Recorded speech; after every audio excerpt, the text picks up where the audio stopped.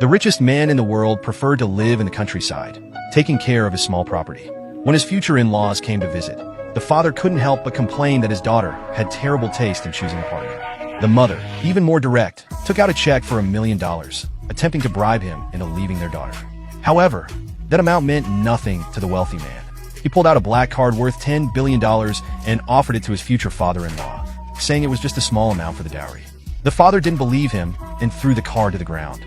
The mother, mocking him, said that if he truly had $10 billion, she would marry him herself. At that very moment, the wealthy man received a transfer of $10 billion into his Alipay account.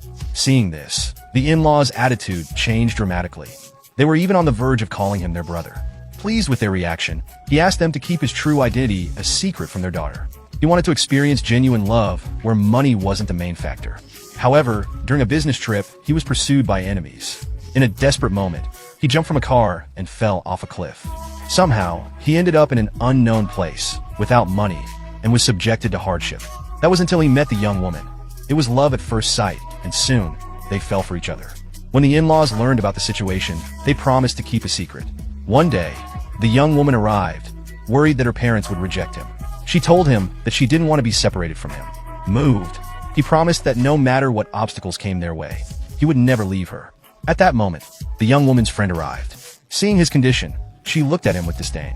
She warned the young woman not to be fooled by love, and that if she wasn't careful, she could be scammed. What she didn't know was that his fortune far exceeded her imagination. Looking at his house, the friend mocked him, calling it a simple countryside place, lacking space and comfort.